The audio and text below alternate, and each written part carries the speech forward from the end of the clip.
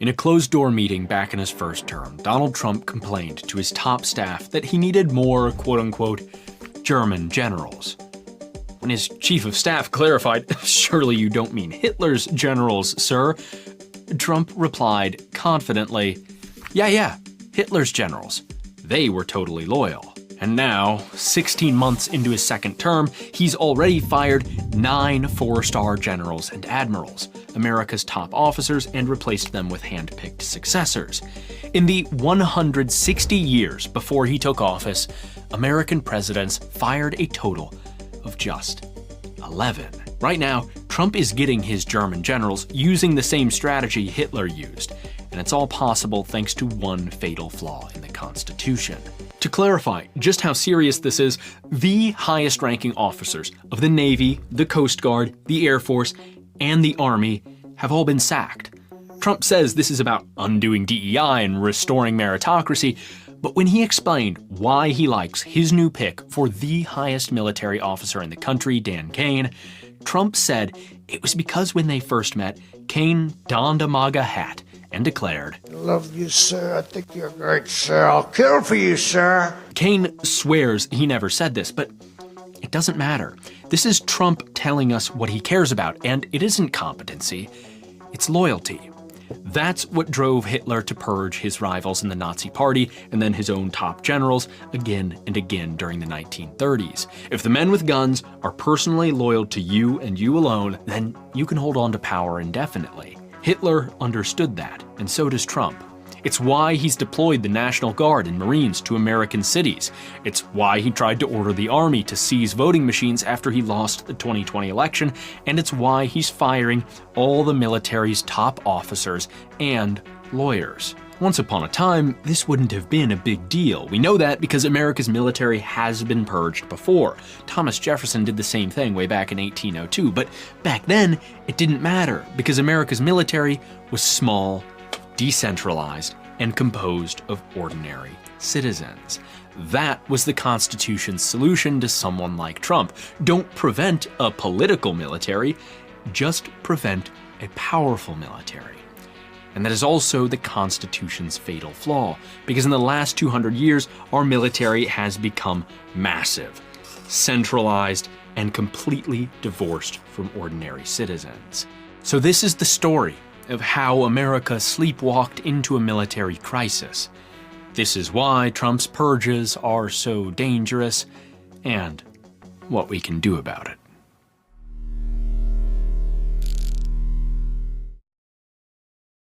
A large, powerful military in the hands of one man. That is the crisis we're in, and it's the exact sort of tyranny the Constitution was designed to prevent.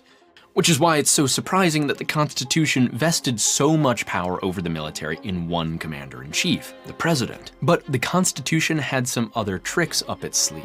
First, it divided the military between militias controlled by different states, and it gave Congress the power to declare war.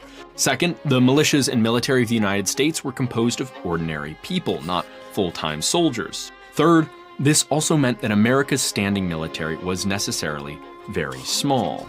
Small, too, then, was the danger of the abuse of its power. In other words, by naming the president, a political figure, commander-in-chief, the Constitution did leave the door to a politicized military wide open from the start, in part because taking control of the military away from political leaders would mean taking it away from the citizens they represented. But because those leaders might abuse that power, the Constitution tried to mitigate the consequences of politicization with a small, citizen-based, decentralized military. But this also revealed a serious problem.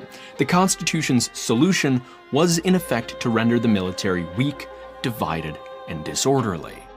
But what would happen if the country needed a bigger military, a more organized military, a more competent and professional military? After all, disorganization and disjointedness can lead to a lot of chaos, and we know what that's like, because running spectacles can sometimes feel like running the 19th century Continental Army between a web page host, merch platform, accounting software, banking and invoicing, and work chat. We might as well be organizing 18 different state militias to fight the War of 1812. If you're an entrepreneur, you probably get what I mean. Endless back and forth between different one-trick pony apps and websites that don't integrate with each other at all can be a real pain.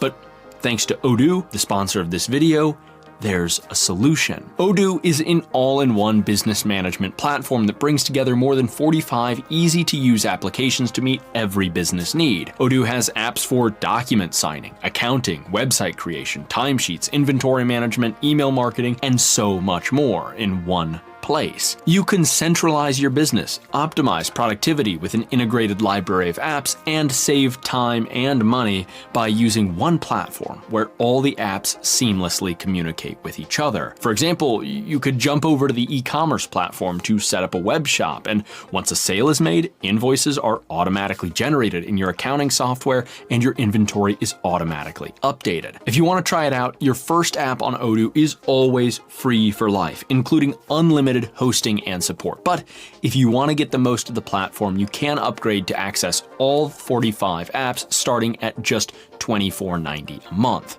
Odoo will make your life much easier, so try it out at the link in the description. Thank you, Odoo. Now, back to America. So, the founders had their solution: disempower the military, protect the republic. But what if to protect the republic, the country needed a bigger military, a more organized, a more competent and professional military? What danger could that pose to the republic? Just 60 years later, many of those fears came true when America was torn apart by the Civil War. The military exploded in size, wielding sophisticated and devastating equipment such as artillery and repeating rifles. At the same time, power over it concentrated under President Lincoln. And during and after the war, this awesome power was quickly put to use in Reconstruction, a long-term military occupation of the South, which ruthlessly restructured society and politics to enforce racial equality. So instead of demobilizing at the war's end, America, for the first time ever, hosted a huge peacetime standing army, highly concentrated under the authority of the president. Now, its mission was unambiguously righteous, but there was just one problem. Lincoln, that unambiguously righteous leader, was assassinated in 1865, just as the war ended. In his place rose his vice president, Andrew Johnson, a Southern Democrat, the party of slavery and secession. Lincoln had run with him in order to signal a desire for reconciliation with the South, but now it was Johnson who wielded the immense power Lincoln had assembled. Over the next few years, Johnson set to work, attempting to turn those powers to his ends. In 1867, he branded Congress an illegitimate body because the South was excluded, stoking fears he might turn the military on lawmakers. Shortly thereafter, he fired a general in Louisiana and replaced him with a political ally. Then he fired Lincoln's Secretary of War, Edwin Stanton, and promoted Ulysses S. Grant to the post, hoping Grant would bring him the loyalty of the military. Yet Johnson's efforts were ultimately foiled. Congress didn't take these actions lying down, sticking to their Reconstruction agenda, and Grant, rather than submitting to Johnson's partisan ambitions, backed Congress as they forcibly reappointed Stanton to his post. Any hope of deploying this enormous military against Congress lay beyond Johnson's reach. In short, under Lincoln, the military had grown massively, and power over it had become dangerously centralized. For a time, the country was saved only by Lincoln's unique virtue, but when he was replaced by a lesser man, those powers proved dangerous. Luckily though, not all the safeguards had been eroded. Power wasn't totally centralized, as Congress checked the president's ambitions, supported by Grant, a professional, not political general. And though it had grown, the military remained composed almost entirely of citizen soldiers, men who wanted no career in endless conflict or to launch a coup on behalf of the commander-in-chief. In the end, America escaped Johnson's administration just by the skin of its teeth, but now the stage was set for something truly dangerous. By the 1870s, white Americans tired of radical Reconstruction, and the Union Army was demobilized. Well, mostly. That unprecedented peacetime Army and Navy shrank, but it didn't go away. American soldiers were no longer regular citizens serving in an emergency. They were now full-time, totally removed from ordinary life. On the one hand, demobilization was progress, a step away from the brink, yet on the other, a new standing military still proved dangerous, and demobilization had destroyed any hopes of building racial equality in the South. With the troops gone, Jim Crow swept in to restore white supremacy. Yet there were other improvements. Unlike Generals Grant and William T. Sherman, much of the Union's officer corps were still political appointees. On top of general incompetency, their loyalty was dubious, potentially lying more with political allies than the Constitution. So America reformed its military education. By 1898, 80% of Army officers were graduates of West Point Military Academy. The Navy professionalized even faster. This was another step in the right direction, but professionalism also came with a parallel development: centralization. After a bunch of states seceded and plunged the nation into civil war, many Americans had grown understandably skeptical of reserving so much power to state militias. So in 1903, they were replaced by a National Guard under greater federal control. It wasn't long before this improvement revealed its danger. Presidents quickly deployed the new standing army and National Guard to crush workers' protests against industrialization, to complete the centuries-long genocide of Native Americans, and to invade and pillage countries across Central and South America. And in the face of each, Congress did nothing, allowing that such actions somehow fell under the president's commander-in-chief authorities. Within about 100 years of the founding, America's military had become just what the founders had feared. The military had grown dramatically. Many soldiers were now full-time, not conscripted, a rank and file potentially more loyal to the top brass than the public good. And control over it had consolidated in the presidency, nearly unchecked by a do-nothing Congress. In turn, that military proved a menace to the rights of citizens at home, the treaty rights of our neighbors, and the general welfare of civilians abroad. But then, something happened. In 1914, a world war erupted between the major powers of Europe and, by extension, their global empires. America, too, was eventually drawn into the fight, and it was brutal. The Civil War had brought artillery and repeating rifles, but now war meant machine guns, tanks, bigger artillery, toxic gases, global plagues, and more. It was so bad that many believed it would be the war to end all wars. Americans had now seen, felt, and bore the scars of modern trench warfare. They were no longer immune to the consequences of the reckless militarism which had grown up in the pre-war period. So instead of war, America now sought peace. President Woodrow Wilson went to Europe with 14 ideas to reduce arms production and adjudicate global disputes peacefully. Though Europe preferred revenge, in Washington, nearly everyone was now anti-war. So over the next 15 years, America wound down its international expeditions, shrank its military, and started orchestrating all kinds of arms control agreements with countries all over the world, like the Washington Naval Treaty, Geneva Protocol, and London Naval Treaty. Congress, too, got more serious about its authorities, because America now had one objective: no more world wars.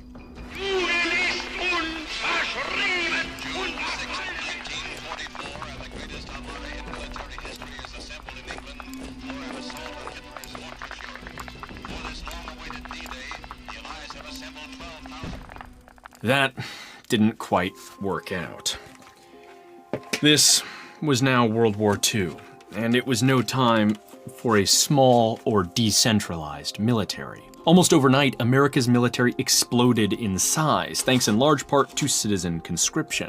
By 1945, more than 10 million Americans were drafted into service. Draftees accounted for 2/3 of all American soldiers. In turn, though this military was massive, ordinary citizens were its core and soul. For them, needless bloodshed was anathema, and slogans about licking fascists and saving democracy, well, they really meant something. But when the war ended, that mission didn't. Though Japan and Germany had been destroyed, the Soviet Union was now stronger than ever, and to many Americans, communism appeared as great a threat to democracy as fascism. So something changed. After World War I, the citizen soldiers went home, the military downsized, and America tried to convince the world to disarm and go to peace. because the war had been a horror. But World War II wasn't a horror, at least not for Americans. Europe was desolate, but the American mainland was untouched. We lost comparatively few soldiers, our industry was unmatched, and we held new weapons of biblical power. For Americans, the war had been a righteous crusade, and victory was sweet. So a new idealism arose. This time, it wasn't about disarmament. It was about continuing the crusade. So that massive part-time citizen military transformed into a standing force deployed across a global network of military bases. Yet underneath this idealism, there were darker currents. Remember the Civil War. An expanded, more centralized military had remained virtuous on account of its citizen composition and the virtue of its leader. Yet that virtue quickly faded as the military became permanent and its leadership lost touch. In turn, wicked brutality and abuse followed. A brush with horror in World War I had led to a correction, but just decades later, America was now once again enlarging its military and abandoning the part-time citizen soldier. And now, that military also had tanks, bombers, aircraft carriers, submarines, jets, and nuclear bombs. Further still, at this same time, the armed forces were becoming more centralized than ever. A new Defense Department combined administration of all the different branches into one body under the president. And Congress, though assertive between the two world wars, was about to surrender its power completely. First, in 1950, Harry Truman went to war in Korea.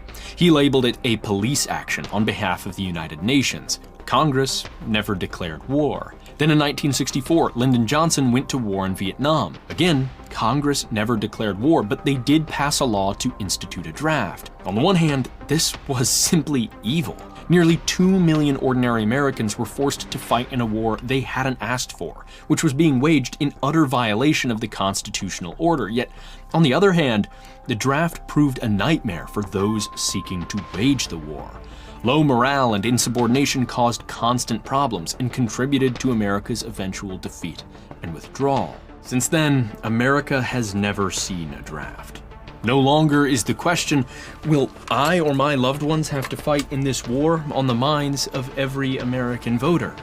In turn, war has become politically cheap, and the track record shows it. In 2001, George Bush went to war in Afghanistan. In 2002, Yemen and the Philippines. In 2003, Iraq. In 2004, Pakistan. In 2007, Somalia. In 2011, Barack Obama went to war in Libya and Uganda. In 2013, Niger. In 2014, Iraq again and Syria. In 2015, Yemen again and Libya again. And in 2026, Donald Trump went to war in Iran. Congress has never declared war even once. In fact, the last time they did was in World War II.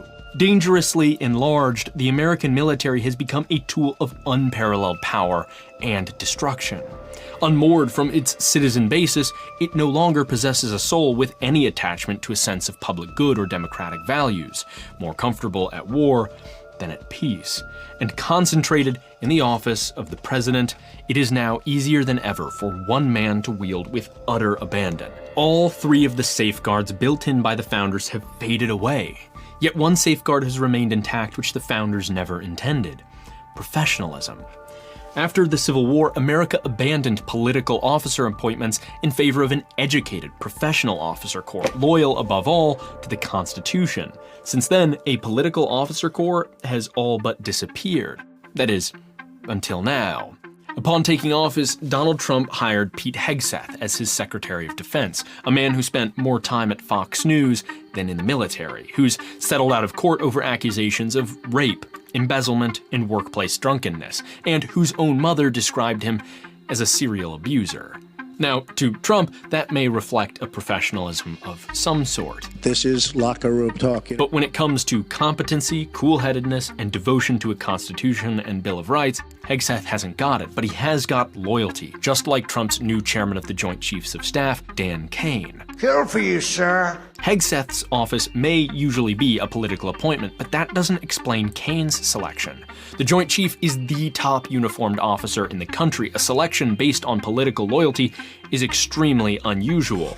And remember, In Donald Trump's second term, he's fired nearly as many generals as were fired in the 160 years before he took office. Among those fired were the Chief of Staff and Vice Chief of Staff of the Army and the Air Force, the branch's highest-ranking officers.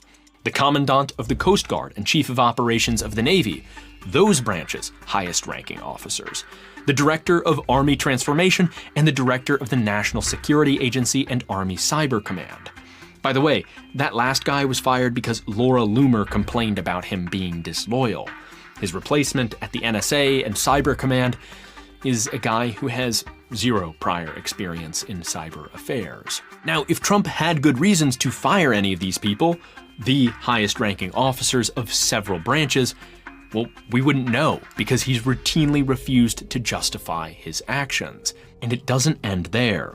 Judges Advocate General, the lawyers charged with determining the legality of military decisions, have also been fired at an unprecedented rate, many after raising legal objections to the administration's actions, also known as doing their jobs. Nor is this new for Trump. Back in his first term, after he lost the 2020 election, Trump literally drafted an executive order for the military to seize voting machines and voter rolls. While the order never went out, he said he regrets never issuing it. And in this term, he has deployed the National Guard and Marines to American cities all over the country. Trump's own rhetoric leaves little doubt as to what he wants to use the military for. He's openly mused about invoking the 1807 Insurrection Act to deploy troops to shoot protesters.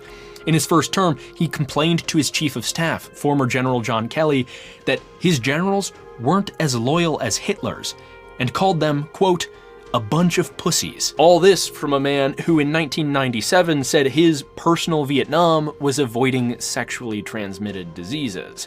If our military were the size it was under Thomas Jefferson, this politicization would be less concerning. If state governors had the authority to resist the president, or if Congress had a backbone, it would be less concerning. If it were composed of ordinary citizens and not full-time soldiers, it would be less concerning. But over the last 250 years, America built the most powerful military the world has ever seen, entrusted its function to one man, and filled it with full-time soldiers. And now, it just so happens that one man is unhinged, contemptuous of the Constitution, and hungry for personal loyalty above all else. In the face of all this, there's a temptation to say we should go back to the founders' original vision, to downsize, to decentralize, and to return to part-time citizen soldiering. But we need to be clear-sighted about this. This unusual system worked thanks to America's favorable geography and the simplicity of colonial-era military technology. But the industrialized, globalized world blunts our geographic advantages and demands technical expertise across all domains of war. Today's Minuteman is not a citizen waiting with his musket to be called up in a time of need. It's literally an intercontinental ballistic missile. Between size, conscription, and decentralization, the one most fixable is probably decentralization. While a return to state militias is out of the question, the Constitution also intended to separate war powers between the president and Congress.